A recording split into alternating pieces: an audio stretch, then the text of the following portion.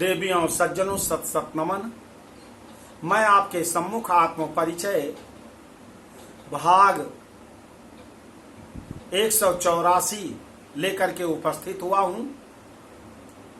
इसमें सूर्यवंश की एक कन्या नाम है सुकन्या की कथा का वर्णन है।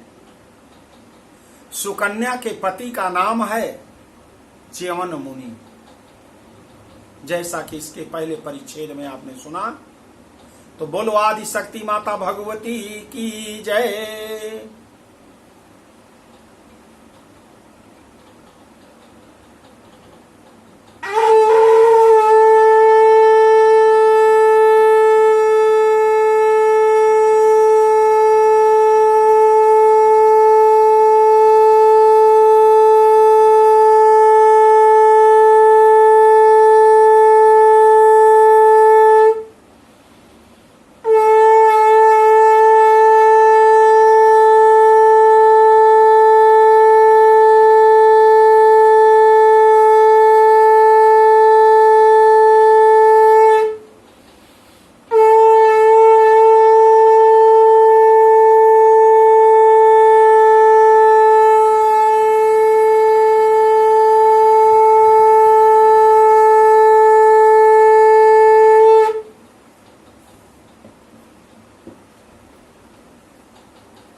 महाराज जन्मेजय को बहुत आश्चर्य होता है और कहा, प्रभु आप मुझे बताइए कि एक पिता अपनी सुंदर पुत्री का विवाह एक नेत्रहीन से कैसे कर सकता है। आप मुझे पूरी तरह से मेरी शंका का समाधान करिए।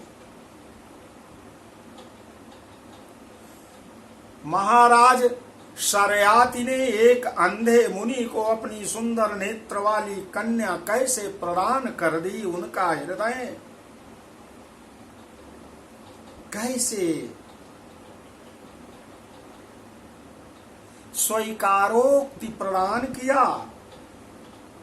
यदि उनकी पुत्री कुरूप गुणहीन और शुभ लक्षणों से हीन होती, तब वे राजा शरयाति उसका विवाह नेत्रहीन के साथ कर भी सकते थे। किंतु च्यवन मुनि दृष्टिहीन होते हुए भी उन राजन ने उन्हें अपनी सुमुखी कन्या कैसे सौंप दी। मुझे कारण बताइए भगवान। मैं अनुग्रह के योग्य हूं। हंसते हुए भगवान व्यास ने कहा, हे राजन, महाराज शरयाति जो मनु के पुत्र हैं, ऐश्वर्यशाली राजा थे और महाराज शरयाति की 4000 रानियां थीं। वह सभी रानियां अत्यंत रूपवती, समस्त शुभ लक्षणों से युक्त थी। राजा की सभी पत्नियां प्रेम के साथ रहती थी और अनुकूल व्यवहार करती थी। उन सबके बीच में 4000 रानियों के बीच में सुकन्या नाम की केवल एक ही सुंदर पुत्री थी। वह सुंदर मुस्कान वाली कन्या पिता तथा समस्त माताओं की प्रिय थी। उस नगर से थोड़ी ही दूरी पर मान सरोवर के समान एक सुंदर सरोवर था। उसमें उतरने के लिए सीढ़ियों का मार्ग बना हुआ था। उस सरोवर का जल स्वच्छ और शीतलता से परिपूर्ण था। हंस, बत्तख, चक्रवाक, जलकाक और सारस पक्षियों से सदैव वो सरोवर व्याप्त और सुशोभित रहता था।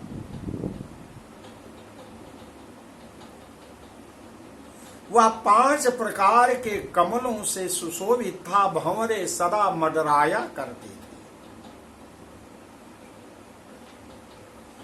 कोकिलों और मयूरों की ध्वनि से वो सदा निनादित रहता था। उस सरोवर के पास में वृक्षों से घिरे हुए एक शुभ स्थान पर शांत चित्त वाले महातपस्वी भृगुवंशी च्यवन मुनि रहते थे। उस स्थान को निर्जन जानकर उन्होंने मन को एकाग्र कर वहीं पर तपस्या प्रारंभ कर दी। वह आसन पर दृढ़ता पूर्वक विराजमान होकर मौन धारण किए हुए थे। प्राणवायु पर उनका पूर्ण अधिकार था तथा सभी इंद्रियां उनके वश में थी। उन तपोनिधि ने भोजन भी त्याग दिया था। वह जल ग्रहण किए बिना आदि शक्ति माता जगदम्बा का ध्यान किया करते हैं। उनके शरीर पर लताएं घिरी हुई हैं तथा दीमकों द्वारा वे पूरी तरह से ढक लिए गए हैं। हे राजन, इस प्रकार बहुत दिनों तक बैठे रहने के कारण उन पर दीमक की चींटियां चढ़ गईं और उनसे वे घिर गए। पूरी तरह से वाल्मीकि ऋषि की तरह दीमकों ने उनके ऊपर मिट्टी के ढेर से उनको ढक लिया है।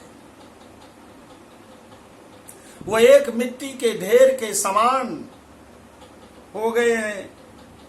हे राजन, किसी समय राजा शरयाती अपनी रानियों के साथ विहार करने के लिए उस उत्तम सरोवर पर आए। सरोवर का जल बड़ा स्वच्छ है, कमल खिले हुए हैं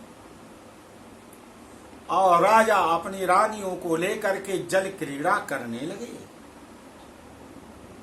लक्ष्मी की तुलना करने वाले तथा चंचल स्वभाव वाली वह सुकन्या वन में आकर सुंदर फूलों को चुनती है, सखियों के साथ घूमने लगी।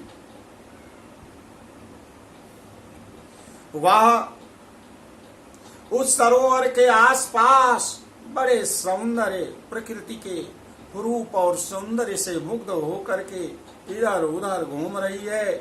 वह सभी प्रकार के आभूषणों से अलंकृत थी। सुकन्या उसके चरण नूपुर मधुर ध्वनि कर रहे थे। इधर उधर भ्रमण करती हुई वह राजकुमारी सुकन्या वाल्मीकि बने हुए च्यवन मुनि के निकट पहुंच गई। क्रीड़ा में आसक्त वह सुकन्या वाल्मीकि के निकट बैठ गई। च्यवन मुनि जो जिनके पूरे शरीर पर दीमकों ने मिट्टी के ढेर बना दिए हैं, उनके समीप वो आकर बैठ गई और उसे वाल्मीकि के छिद्रों से, दीमकों के छिद्रों से जुगनू की तरह चमकने वाली 2 ज्योतियां दिखाई पड़ी। अर्थात च्यवन मुनि की दोनों आंखें जैसे जुगनू की तरह चमक रही हों, उन्हें वह देखती है। उसे आश्चर्य हुआ, यह क्या है? वह तो केवल मिट्टी का ढेर समझ रही है। ऋषि च्यवन को ऐसी जिज्ञासा होने पर उसने आवरण हटाने का मन में निश्चय कर लिया कि ये जो जुगनू की तरह चमक रहा है, ये क्या है? इसके ऊपर जो मिट्टी का आवरण लगा हुआ, इसे मैं हटा दूं। तत्पश्चात वह सुंदरी एक नुकीला कांटा लेकर शीघ्रता पूर्वक मिट्टी हटाने लगी। मुनि च्यवन ने विचरण करने वाली कामदेव की स्त्री रति के समान तथा सुंदर केशों वाली उस राजकुमारी को पास में स्थित होकर मिट्टी हटाने में संलग्न देखा। क्षीण स्वर वाले, उनकी ध्वनि बहुत क्षीण है, जो साधारणता नहीं सुनी जा सकती। क्षीण स्वर वाले तपोनिधि च्यवन मुनि सुंदर दांतों वाली उस सुंदरी सुकन्या को देखकर कहा, यह क्या है? हे विशाल नैनों वाली, दूर चली जाओ। हे सुमुखी, मैं एक तपस्वी हूं। हे कृशोदरी, इस बाबी को कांटे से मत हटाओ। मुनि के कहने पर भी उनकी बातों को सुकन्या ने नहीं सुना, न ध्यान दिया।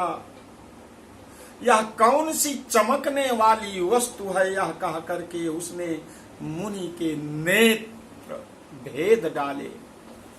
मुनि के नेत्रों में वह कांटा चुभो दिया और उनके नेत्र फूट गए और उसमें से रक्त की धारा बह निकली।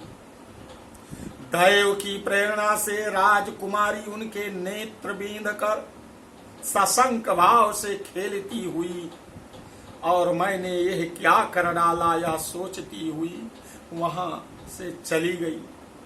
नेत्रों के बिंध जाने से महर्षि को क्रोध हुआ और अत्यधिक वेदना से पीड़ित होने के कारण बहुत दुखित हो गए। उसी समय से राजा के सभी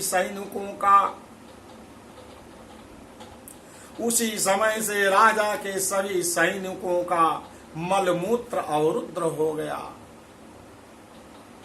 मलमूत्र नहीं त्याग पा रहे हैं, क्योंकि च्यवन मुनि ने सुकन्या के पिता और सैनिकों को श्राप दे दिया। मंत्री सहित राजा को विशेष रूप से यह कष्ट झेलना पड़ रहा है। हाथी, घोड़े और ऊंट आदि सभी प्राणियों के मल तथा मूत्र के अवरोध हो जाने पर राजा शर्याति बहुत दुखी हो गए। सैनिकों ने मलमूत्र के अवरोध की बात उन्हें बताई, तब उन्होंने इस कष्ट के कारण पर विचार किया, यह कष्ट क्यों आया। कुछ समय सोचने के बाद राजा घर पर आकर अपने परिजनों तथा सैनिकों से अत्यंत व्याकुल होकर पूछने लगे, किसके द्वारा यह निकृष्ट कार्य किया गया है। उस सरोवर के पश्चिमी तट वाले वन में महान तपस्वी च्यवन मुनि कठिन तपस्या कर रहे हैं।